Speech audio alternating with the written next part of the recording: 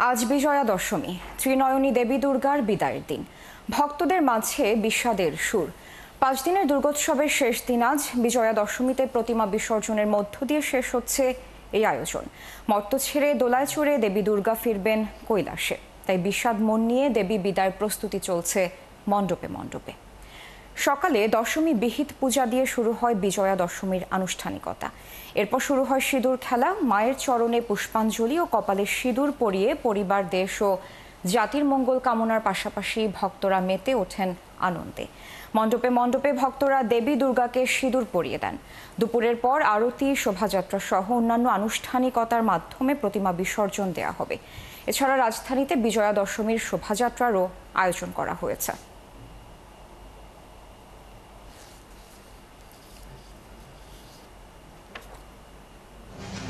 বিসর্জনের পরে সিঁদুর খেলাটা এটা হয়, এটা স্বামী সন্তানের মঙ্গলের জন্য এটা আমরা করে থাকি।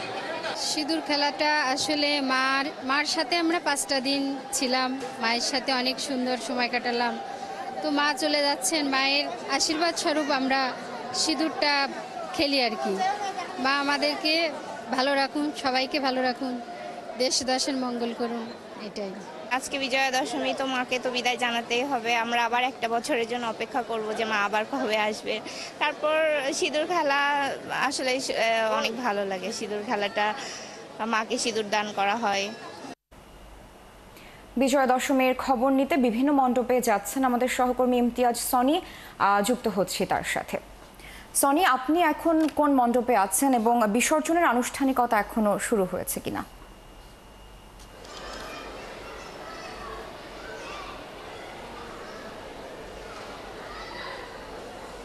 সারা, আমি এখন ঢাকা বিশ্ববিদ্যালয়ের যে জগন্নাথ হল যে মন্দির, আমি এখন সেখানে অবস্থান করছি। তো এখানে আসলে এখন প্রতিমা বিসর্জন নিয়ে যাওয়ার আগের যে সর্বশেষ পরিস্থিতি, সেটাই আসলে এখন এখানে চলছে। একটু আগে কিন্তু এখানে নারী পুরুষ নির্বিশেষে সনাতন ধর্ম অবলম্বীরা যারা আছে তারা কিন্তু সিঁদুর খেলার উৎসবে মেতে উঠেছিল। প্রথমেই তারা হচ্ছে মা দুর্গার পায়ে চরণে সিঁদুর দেওয়া এবং তারপরে সেই সিঁদুর নিজেদের একে অপরকে মাখিয়ে তারা সেই উৎসব পালন করছিল। তো এই একটু আগেই মাত্র সেই উৎসবটা শেষ হলো। এখন ঠিক প্রতিমাগুলোকে আসলে নিয়ে একটা ছোট পিকআপে নিয়ে যাওয়ার আসলে প্রস্তুতি চলছে, এখানে শেষ মুহূর্ত চলছে আর কি। তারপর সেই পিকআপে করে সেই প্রতিমা কিন্তু আসলে সদরঘাট, যে বুড়িগঙ্গা নদী, সদরঘাট এলাকায় যে বুড়িগঙ্গা নদী, সেখানে আসলে বিসর্জন দেওয়া হবে। এর আগে কিন্তু সকাল থেকেই মূলত এখানে ঢাক, ঢোল, বাদ্য, শঙ্খ বিভিন্ন সুরের সাথে সাথে কিন্তু তারা উৎসবে মেতে উঠেছিল সনাতন ধর্ম অবলম্বী যারা আছে। তো এখন বর্তমানে আমি এই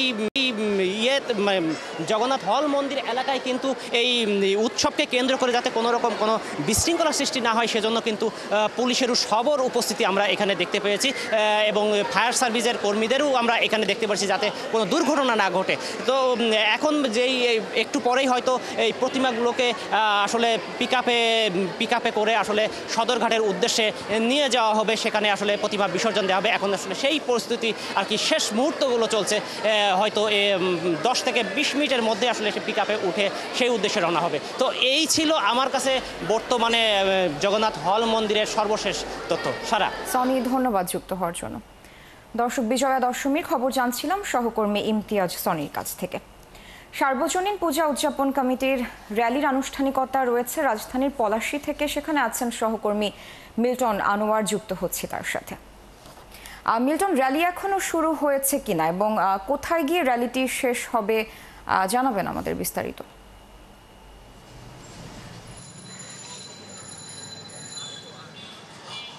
সারা, যেই বিসর্জনের আনুষ্ঠানিকতার মধ্য দিয়ে শেষ হবে শারদীয় উৎসব। আর এখন যেই বিষয়টি, সেটা হচ্ছে যে র্যালি হওয়ার জন্য যে নির্ধারিত সময়, সেটি বিকেল 3টা। আপনি জানেন যে এর আগে সকালে সিঁদুর খেলা হয়েছে এবং তার মধ্য দিয়ে আসলে উৎসবের এক ধরনের আনুষ্ঠানিকতা সম্পন্ন হয়েছে। এখন বিসর্জনের পালা এবং সেই বিসর্জনের আগে যেটি এখানকার ঢাকার যে রীতি, সেই রীতি হচ্ছে সমস্ত প্রতিমা এই ঢাকা শহরের 2 অংশ মিলিয়ে 250 পূজা হচ্ছে। এবার 255টি মণ্ডপে পূজা হচ্ছে ঢাকায়। তার মধ্যে ঢাকা দক্ষিণে 169টি মণ্ডপে পূজা হয়েছে। সেই 169টি পূজা মণ্ডপের অধিকাংশ প্রতিমা কিন্তু এই পলাশীতে ঢাকেশ্বরী যেখানে কেন্দ্রীয় পূজা মণ্ডপ, সেই কেন্দ্রীয় পূজা মণ্ডপের এখানে আসবেন এবং আসার পরে সেখান থেকে তারা একটি শোভাযাত্রার মাধ্যমে বুড়িগঙ্গায় তাদের প্রতিমাগুলো বিসর্জন দেওয়া হবে। সেই আনুষ্ঠানিকতার ক্ষেত্রে এখন একটি করে প্রতিমা এখানে আসতে শুরু করেছে এবং 3টে নাগাদ আনুষ্ঠানিকভাবে এই র্যালিটি যাত্রা শুরু করবে সোয়ারিঘাট এবং ঘাটের উদ্দেশ্যে, যেখানে বিসর্জনটি হবে। কিন্তু তার আগে আমরা দেখছি যে একটি দুটি করে প্রতিমা বিভিন্ন মণ্ডপ থেকে ঢাকা দক্ষিণ সিটি কর্পোরেশনের বিভিন্ন প্রান্ত থেকে এখানে এসে জড়ো হতে শুরু করেছে। এবং আপনি জানেন যে এটি একটি দীর্ঘ প্রস্তুতির বিষয় এবং অসংখ্য মানুষ, হাজার হাজার মানুষ এই শোভাযাত্রায় অংশগ্রহণ করেন। তাদের যেই প্রতিমা বিসর্জনের, তাদের দেবী দুর্গাকে বিসর্জন দেবার যেই শেষ যাত্রা, শেষ বছরের যে শেষ অংশ উৎসবের, সেই অংশে সামিল হবার জন্যে। তো সেক্ষেত্রে এখন পর্যন্ত আমরা 2টি মণ্ডপের প্রতিমাকে এখানে আসতে দেখছি, কিন্তু আমরা জানি যে এখানে প্রায় শতাধিক মণ্ডপের প্রতিমা আসবে এবং সেই সঙ্গে ভক্তরাও আসবেন যারা শেষ পর্যন্ত বিসর্জনের স্থান পর্যন্ত যাবেন। সেই আনুষ্ঠানিকতা কিছু শুরু হয়েছে, তবে আরও 1 ঘন্টা পর অর্থাৎ 3টায় এই আনুষ্ঠানিকভাবে যে র্যালির সূচনা, সেই সূচনা ঘটবে এবং তারা এখান থেকে ঢাকার যেই বিভিন্ন এলাকা প্রদক্ষিণ করে তারপর সোয়ারিঘাটে গিয়ে প্রতিমা বিসর্জনের যে আনুষ্ঠানিকতা বা উৎসবের শেষের যে আনুষ্ঠানিকতা, সেই আনুষ্ঠানিকতা পালন করবেন। সারা। মিল্টন, ধন্যবাদ যুক্ত হওয়ার জন্য। দর্শক, যুক্ত ছিলেন সহকর্মী মিল্টন আনোয়ার। দুর্গাপূজার বিজয়া দশমীতে মণ্ডপে মণ্ডপে বিদায়ের সুর। ভোর থেকেই ভক্তরা জড়ো হন দেবী দুর্গার চরণে শেষ অঞ্জলি দিতে। এ সময় নারী ভক্তরা মেতে ওঠেন সিঁদুর খেলা ও আরতিতে। সব আনুষ্ঠানিকতা শেষে বিসর্জন দেয়া হবে দেবীর মূর্তি। সহকর্মীদের তথ্য ছবিতে প্রতিবেদন। মৌলভীবাজারে দেবীকে বিদায় জানানোর আগে নারীরা তাকে বেলপাতা, ধান ও তুরবা নিবেদন করেন। সেই সাথে দেবীর চরণ রাঙিয়ে দেন সিঁদুর দিয়ে। চট্টগ্রাম নগরীতে প্রতিটি মণ্ডপেই সকাল থেকে চলে পূজা, অঞ্জলি ও বিদায় সংবর্ধনা। বিকেলে নগরীর কালুরঘাট, কর্ণফুলী নদীর পার ও পতেঙ্গা সমুদ্র সৈকতে মহা সমারোহে প্রতিমা বিসর্জন দেওয়ার কথা। মা চলে যাচ্ছে, মনটা অনেক খারাপ, কোনো ব্যাপার না, আরেক বছর পর মা আবার আসবে। আগামী বছর যেন মাকে আমরা আরো বেশি করে বরণ করে নিতে পারি, এটার একটা অপেক্ষা। সকল অকল্যাণ, অমঙ্গল দূর হয়ে সুখ, সমৃদ্ধি, শান্তিতে ভরে ওঠা আমাদের জীবন। মানিকগঞ্জে দেবী দুর্গাকে শেষ মুহূর্তের অঞ্জলি, প্রসাদ বিতরণ ও যজ্ঞ করা হয়। দেবীর কাছে প্রার্থনা করেন মানব কল্যাণ ও অশুভ শক্তির বিনাশের জন্য। মায়ের কাছে প্রার্থনা, পৃথিবীর সবার যাতে মঙ্গল হয়, সবার কামনা বাসনা যাতে পূর্ণ হয়, সবাই যাতে ভালো থাকে, সবার সুখ শান্তি বজায় থাকে জীবনে। বরিশালে সকাল থেকেই অঝরে বৃষ্টি আর দুর্গার চলে যাওয়ার বিষাদ যেন মিলে একাকার।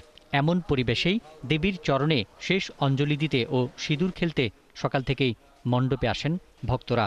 সে মাত্র 5 দিন থাকছে, আবার চলে যাচ্ছে, সো মানে মাকে আমরা মিস করব। মা মঙ্গলময়ী, সবার মঙ্গল তার সবার উপরে বর্ষিত হোক। দশমীর দিনে রংপুরে সনাতনী নারীরা আনন্দে মেতে উঠে সিঁদুর খেলায়। রাজশাহীর মণ্ডপে মণ্ডপে অনুষ্ঠিত হয় সিঁদুর খেলা। বিকালে প্রতিমা বিসর্জনের মধ্য দিয়ে শেষ হবে 5 দিনের এই শারদ উৎসব। পিন্টু হাজং, ৭১। অন্যান্য দেশের মতো যুক্তরাজ্যেও সনাতন ধর্মাবলম্বীরা শারদীয় দুর্গাপূজা জাঁকজমকভাবে উদযাপন করছেন। মণ্ডপে মণ্ডপে আনন্দে মেতেছেন প্রবাসী হিন্দু সম্প্রদায়। মহালয়া, বোধন ও সন্ধি পূজা শেষে বিজয়া দশমীতে প্রতিমা বিসর্জনের মধ্য দিয়ে আজ সনাতন ধর্মাবলম্বীদের প্রধান এই উৎসব শেষ হচ্ছে। লন্ডনে পূজা মণ্ডপ ঘুরে বিস্তারিত জানাচ্ছেন আরিফ মাহফুজ।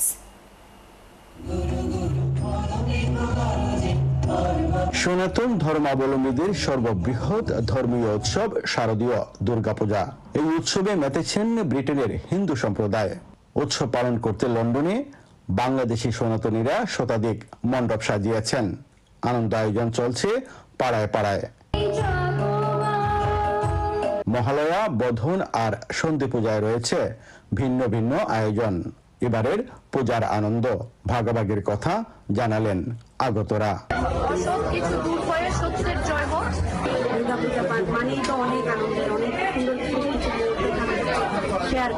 পুণ্য ও ন্যায়ের বিজয়কে স্মরণ করে বছরের মহা এই আয়োজনে মানুষকে সাহস, ধার্মিকতা, সামাজিক ঐক্যের গুরুত্ব তুলে ধরলেন আয়োজকরা।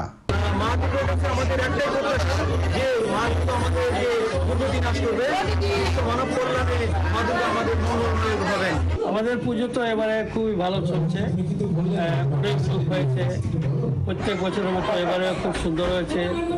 তবে এবারের অনেক মণ্ডপে ছিল জায়গার সংকীর্ণতা। প্রয়োজন মেটাতে জায়গার সংকলন না হওয়াতে দুঃখ প্রকাশ করেছেন পূজা কমিটির অনেকেই। আমাদের মন্দির ভীষণ ছোট, মানে আমরা জায়গা দিতে পারছি না। আমাদের যদি ইচ্ছা যে আমরা মন্দিরটাকে আরো বড় করবো, যাতে লোকজনদের আমরা আরো জায়গা দিতে পারি। দেবী দুর্গার দৈত্যরাজ মহিষাসুরের উপর বিজয়ের উদযাপন, যা মন্দের উপর শুভ জয়ের প্রতীক। মহাষষ্ঠীর মধ্য দিয়ে শারদীয় দুর্গা উৎসবের শুরু এবং বিজয়া দশমীতে প্রতিমা বিসর্জনের মধ্য দিয়ে দুর্গা উৎসবের ইতি ঘটবে। হবে সনাতনীদের দুর্গতি নাশ। পরের বছর আবার ফিরবেন দুর্গা, এমনটি প্রত্যাশা সবার। আরিফ মাহফুজ, ৭১, লন্ডন।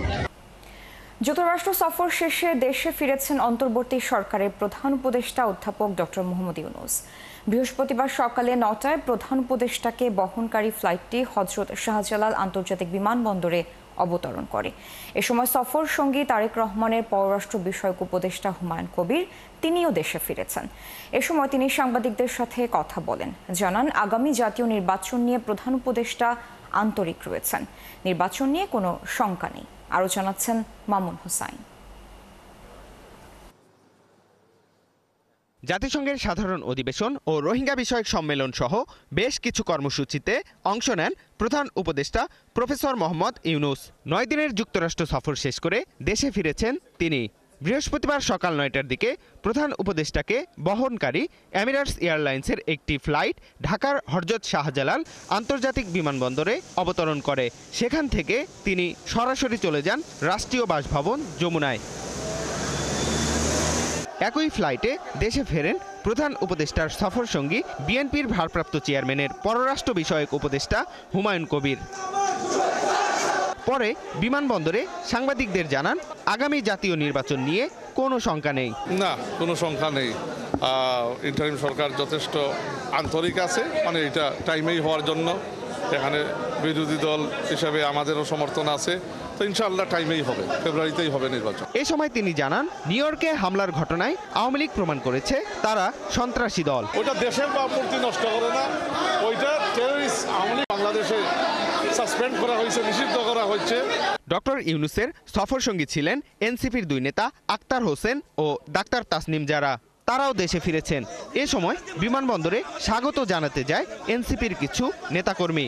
সেখানে নেতাকর্মীরা গণমাধ্যম কর্মীদের সাথে অসৌজন্যমূলক আচরণ করেন। প্রতিবাদে তাদের ব্রিফিং বয়কট করেন সাংবাদিকরা। মামুন হুসাইন, ৭১, ঢাকা।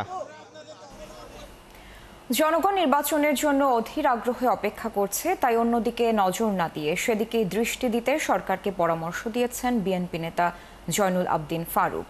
সকালে জাতীয় প্রেস ক্লাবে এক আলোচনা সভায় এসব কথা বলেন তিনি। জয়নুল আবদিন বলেন, গত ৩টি জাতীয় নির্বাচনে দেশের জনগণ ভোট দিতে পারেনি। নির্বাচনের সময় সব ষড়যন্ত্রের পেছনে ভারত আর আওয়ামী লীগের ইন্ধন রয়েছে বলেও জানান তিনি। এছাড়া যারা দেশের ঐক্য নষ্ট করছে তাদের বিরুদ্ধে রুখে দাঁড়ানোরও আহ্বান জানান জয়নুল। একই সাথে ফ্যাসিস্ট পতিত সরকার যেন মাথা চাড়া দিয়ে উঠতে না পারে সেদিকে নজর রাখার আহ্বান জানান তিনি।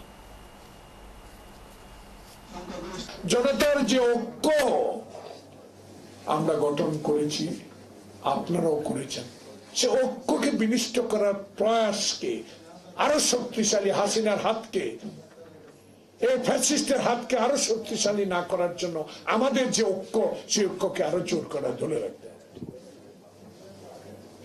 সকলের তো একটাই আশা, একটা নির্বাচন। সকলের ইচ্ছা একটা নির্বাচন।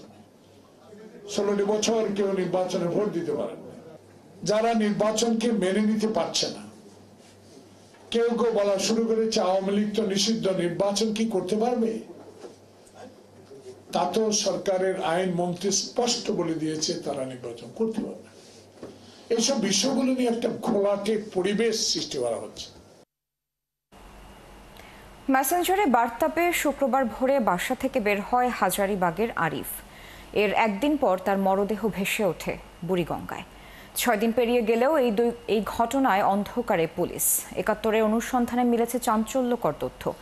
এতে শনাক্ত করা যেতে পারে খুনিদের। মিলেছে একাধিক সিসি ক্যামেরার ফুটেজও।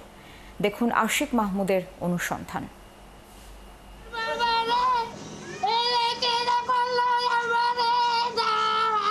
বুকফাটা এই আহাজারি সন্তান হারানো এক মায়ের, ভাই হারানো এক বোনের।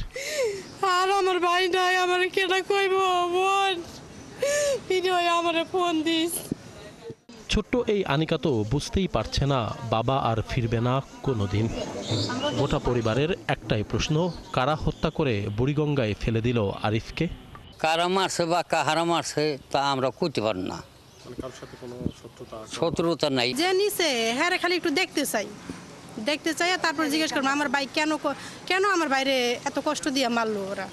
তো বিচার তো অবশ্যই চাই আমার স্বামীরে যে মারছে, কারণ কি কারণে মারছে কি আসে বিষয়ে তো জানতে হবে, আবার বিচারও চাই অবশ্যই চাই। গত শনিবার বুড়িগঙ্গা থেকে আরিফের মরদেহ উদ্ধারের পর হাজারীবাগ থানায় অপমৃত্যুর মামলা হয়, যার তদন্ত করছে নৌ পুলিশ। গত 6 দিনে তদন্তে কি পেল তারা? প্রশ্ন ছিল বসিলা নৌ পুলিশ ফাঁড়ির ইনচার্জের কাছে। যেহেতু সুরতার রিপোর্ট নর্মাল এসেছে, তার এক্সটার্নাল কোনো হ্যামারেজ বা কোনো আঘাতের চিহ্ন নেই, প্রাথমিক দৃষ্টিকোণ থেকে আমাদের কাছে ডাউনিংই মনে হচ্ছে। এরপরে যদি অন্য কোনো কারণ থেকে থাকে সেটা তদন্ত সাপেক্ষ বিষয়, তদন্তকালে এটা আমরা ইনশাল্লাহ বের করতে পারি। এখন পর্যন্ত কোনো নির্দিষ্ট কারণ আমরা খুঁজে পাইনি। আরিফের এই হত্যাকাণ্ড নিয়ে এখনও অন্ধকারে পুলিশ। তবে আমরা নাছোড়বান্দা অন্ধকারে থাকতে চাই না, খতিয়ে দেখতে চাই কি ঘটেছে আরিফের ভাগ্যে, আর কেন কারা তাকে হত্যা করেছে তাও জানতে চাই। ঘটনাস্থলে গিয়ে আরিফের স্বজনদের সাথে কথা বলে জানা যায়, মেসেঞ্জারে বার্তা পেয়ে শুক্রবার ভোরে বাসা থেকে বের হয় আরিফ।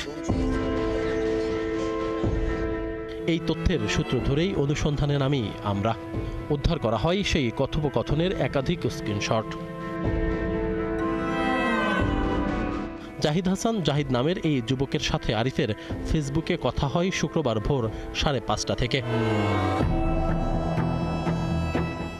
পরে সকাল 6:37 আরিফের বাসার সামনের গলিতে এসে এই ছবি তুলে আরিফকে পাঠায় জাহিদ। আরিফের উত্তর, ওকে দাঁড়াও, আমি নদীর পাড়ে আসছি। মেসেজের সূত্র ধরেই এই গলির প্রায় 20টি সিসি ক্যামেরার ফুটেজ বিশ্লেষণ করেছি আমরা। এতে দেখা যায় 6:37 মেসেঞ্জারে ছবি পেয়েই গলিতে আসে আরিফ। এর ঠিক 2 মিনিট আগে 6:35 মোবাইল দেখতে দেখতে গলিতে প্রবেশ করে গোলাপি রঙের গেঞ্জি পরিহিত একজন। ধারণা করা হচ্ছে এই যুবকই গলির ছবি তুলে আরিফকে পাঠায়। তাদের দুজনের গলিতে প্রবেশ করার 20 মিনিট আগে এই পথেই নদীর পাড়ে যেতে দেখা যায় আরও 3 জনকে। গলির রাস্তা ধরে নদীর পাড়ে যাওয়ার ঠিক 10 মিনিট পর 6:46 খুব হন্তদন্ত হয়ে বেরিয়ে যেতে দেখা যায় গোলাপি রঙের গেঞ্জি পরা সেই যুবককে। এর ঠিক 11 মিনিট পর একই রাস্তা ধরে বেরিয়ে যায় সেই 3 জন সহ 5 যুবক। পরের দিন শনিবার গলির মাথায় বুড়িগঙ্গা নদীতে পাওয়া যায় আরিফের মরদেহ। পাশেই নদীর পাড়ে এখনো পড়ে আছে তার জুতা। ধারণা করা হচ্ছে আরিফ হত্যার রহস্য উন্মোচনে এসব তথ্য প্রমাণই হতে পারে শক্তিশালী সূত্র। স্বজন ও স্থানীয়দের দাবি, দ্রুতই তদন্ত করে প্রকৃত আসামিদের গ্রেপ্তার করা হোক।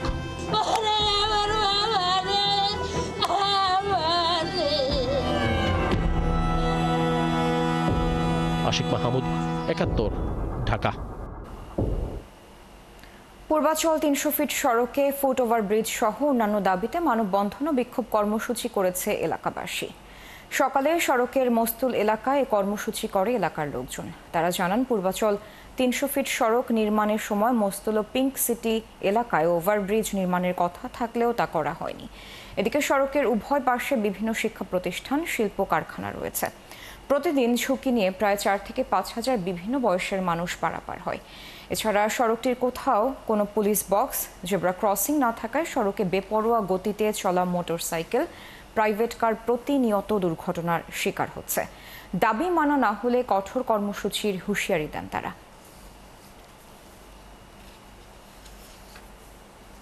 এই রোডের এই পাশ থেকে ওই পাশে যাওয়ার জন্য এখানে একটা ওভারব্রিজের প্রয়োজন। আমরা সরকারের কাছে দাবি অতি দ্রুত যেন এই ওভারব্রিজটি করে দেয়। যারা বেপরোয়াভাবে মোটরসাইকেল চালায়, যাদের কারণে এই 300 ফিটে অ্যাক্সিডেন্টের সংখ্যা বেশি হয়। এলাকাকে রেসিং খেলার যে কর্মসূচি এখানে চলে এটাকে বন্ধ করতে হবে। পশ্চিম মধ্য বঙ্গোপসাগর ও এর আশপাশের এলাকায় থাকা নিম্নচাপটি উত্তর পশ্চিম দিকে এগিয়ে গভীর নিম্নচাপে পরিণত হয়েছে। আজ রাতে এটি ওডিশা অতিক্রম করবে বলে জানিয়েছে আবহাওয়া অধিদপ্তর। নিম্নচাপের কেন্দ্রের 48 কিলোমিটারের মধ্যে বাতাসের একটানা সর্বোচ্চ গতিবেগ ঘন্টায় 50 কিলোমিটার, যা দমকা অথবা ঝোড়ো হাওয়ার আকারে 60 কিলোমিটার পর্যন্ত বৃদ্ধি পাচ্ছে। কেন্দ্রের আশেপাশের এলাকায় সাগর উত্তাল রয়েছে। এ কারণে চট্টগ্রাম, কক্সবাজার, মোংলা ও পায়রা সমুদ্র বন্দর সমূহকে 3 নম্বর আর নদী বন্দরে 1 নম্বর সতর্ক সংকেত দেওয়া হয়েছে।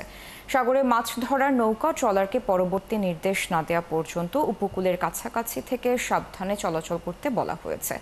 এদিকে নিম্নচাপের কারণে ঢাকা সহ দেশের অধিকাংশ স্থানে অস্থায়ীভাবে দমকা হাওয়া সহ হালকা থেকে মাঝারি ধরনের বৃষ্টি ও বজ্র সহ বৃষ্টি হতে পারে। কোথাও কোথাও ভারী বৃষ্টির সম্ভাবনা আছে।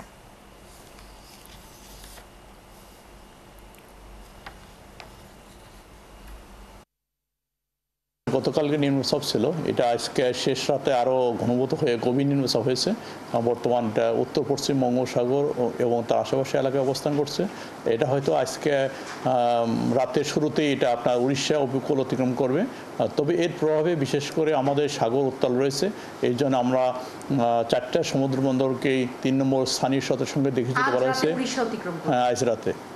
এবং সাগর উত্তাল থাকার কারণে আমরা 4টা সমুদ্র বন্দরকে 3 নম্বর স্থানীয় সতর্ক সংকেত দেখে যেতে বলা হয়েছে। এই যে চলমান বৃষ্টি, এটা আরও আগামী 2 থেকে 3 দিন কন্টিনিউ করবে এবং তারপরেও বৃষ্টি থাকবে, যেহেতু এটা বর্ষার শেষ বৃষ্টি আর মৌসুমী বায়ু বিদায় নেবে অক্টোবর 1 থেকে। এই কারণে কিছুটা মনসুন উইড্রোর সময় নর্মাল যে বৃষ্টি হয়, যে প্রতিদিন গুড়ি গুড়ি বৃষ্টি হয়, এই ধরনের বৃষ্টি প্যাটার্ন, ওই রকম বৃষ্টি আপাতত আর হবে না। গভীর নিম্নচাপের প্রভাবে উপকূলীয় এলাকা সহ দেশের নানা এলাকায় বৃষ্টি হচ্ছে। এরই মধ্যে পায়রা সমুদ্র বন্দরে 3 নম্বর স্থানীয় সতর্ক সংকেত দেখাতে বলা হয়েছে। উত্তাল হয়ে উঠেছে বঙ্গোপসাগর। আবহাওয়া অধিদপ্তর জানিয়েছে, বেলা 12টার দিকে গভীর নিম্নচাপটি পায়রা সমুদ্র বন্দর থেকে 740 কিলোমিটার দক্ষিণ পশ্চিমে অবস্থান করছিল। সহকর্মীদের তথ্য ছবিতে প্রতিবেদন। মেহেরপুরে সকাল থেকে শুরু হয় গুড়ি গুড়ি বৃষ্টি। একই রকম অবস্থা খুলনা বিভাগের বেশিরভাগ জেলার। আজ ভোর থেকে অন্যান্য দিনের মতো শ্রমজীবী ও নিম্ন আয়ের মানুষেরা ঘর থেকে বের হয়েছেন। বৃষ্টি শুরু হলে বিভিন্ন স্থানে আটকে পড়ে বিপাকে পড়েছেন তারা। বরিশালেও টানা বৃষ্টি হচ্ছে, তবে কখনো ভারী কখনো গুড়ি গুড়ি। বেলা 12টা পর্যন্ত 26.4 মিলিমিটার বৃষ্টিপাত রেকর্ড করেছে আবহাওয়া অফিস। নদী বন্দরের জন্য 1 নম্বর সতর্ক সংকেত থাকায় লঞ্চ চলাচল স্বাভাবিক আছে, তবে ব্যাহত হয়েছে জনজীবন। কর্মক্ষেত্রে যায় 8টা, 8:30, 9টার মধ্যে, এখন যাইতে হইতেছে প্রায় 10:30, 10:30 বেজে গেছে। গরমে একটু অস্বস্তি বোধ হয়েছে, কিন্তু এখন একটু ভালোই লাগছে। বৃষ্টির কারণে চলাফেরা একটু সমস্যা হচ্ছে আর কি। আবহাওয়া খারাপ, এই জন্য মানুষজন নামে না। কলাপাড়া ও কুয়াকাটা উপকূলে ঝড়ো বাতাস সহ মুষলধারায় বৃষ্টি হচ্ছে। সাগর উত্তাল হওয়ায় ফিরে আসছে মাছ ধরার ট্রলার। এরই মধ্যে তারা আশ্রয় নিয়েছেন কলাপাড়ার অলিপুর ও মহিপুর মৎস্য বন্দর সহ নদীর মোহনায়। কলাপাড়া প্রায় 20,000 একর আমন ধানের ক্ষেতে 1.5 থেকে 2 ফুট পানি জমে গেছে। 3 ফসলি জমিগুলো নষ্ট হয়ে যাইতেছে, আমরা ধান দিতে পারি না, তরমুজ চাষ করতে পারি না, বিভিন্ন সমস্যা আছে। আমরা পানির কারণে কৃষিকাজ করা যায় না, ফসলি জমি মনে করে নষ্ট হয়ে যায়, ফসল নষ্ট হয়ে যায়, রান্না বান্না করা যায় না, জ্বরে যখন তলাই যায়। মুষলধারে বৃষ্টি ও ঝড়ো বাতাসের কারণে ঝুঁকিতে রয়েছে কলাপাড়ার আন্দারমানিক, রাবণাবাদ, টিয়াখালী ও খাপড়াভাঙা নদীর তীরের বাসিন্দারা। পটুয়াখালী, রাঙ্গাবাড়ী ও পায়রা সমুদ্র বন্দর এলাকায় সকাল থেকে থেমে থেমে বৃষ্টি হচ্ছে। উত্তাল হয়ে উঠেছে বঙ্গোপসাগর। এরই মধ্যে জেলেদের ট্রলারগুলো উপকূলের কাছাকাছি এসে আশ্রয় নিয়েছে। আবহাওয়া অধিদপ্তর থেকে বলা হচ্ছে, বঙ্গোপসাগরে অবস্থানরত নিম্নচাপটি উত্তর পশ্চিম দিকে অগ্রসর ও ঘনীভূত হয়ে সকাল ৬টায় গভীর নিম্নচাপে পরিণত হয়। বর্তমানে এটি পায়রা সমুদ্র বন্দর থেকে ৭৪০ কিলোমিটার দক্ষিণ পশ্চিমে অবস্থান করছে। নিম্নচাপ কেন্দ্রের ৪৮ কিলোমিটার এলাকার মধ্যে বাতাসের একটানা সর্বোচ্চ গতিবেগ ঘন্টায় ৫০ কিলোমিটার, যা দমকা বা ঝোড়ো হাওয়া আকারে ঘন্টায় ২৬ কিলোমিটার পর্যন্ত বৃদ্ধি পাচ্ছে। শাকিলা শম্পা, ৭১। চলতি বছরের সেপ্টেম্বর পর্যন্ত ডেঙ্গু আক্রান্তদের মধ্যে শিশুদের হার ২০%। এ সময় নবজাতক থেকে ১৫ বছরের কিশোর মারা গেছে ৩৪ জন।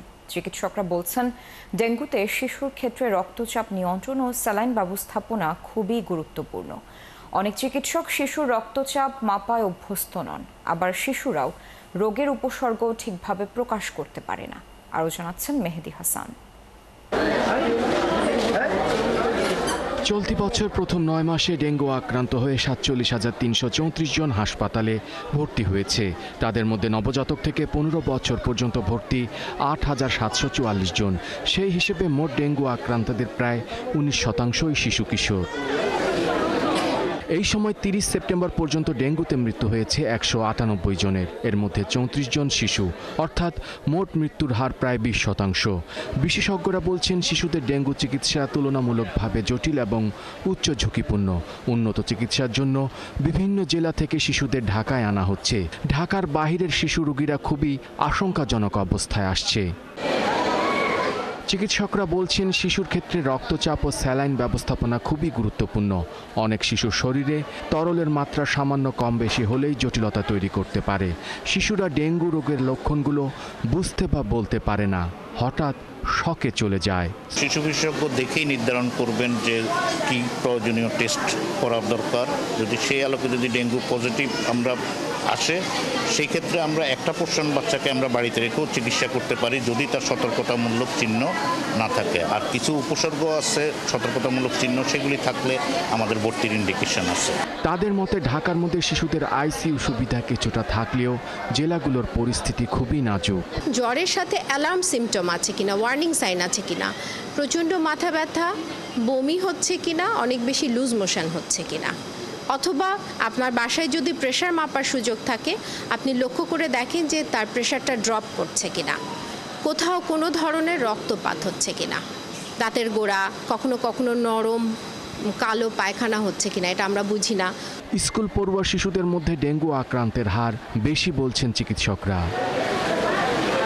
মেহেদি হাসান, ৭১, ঢাকা।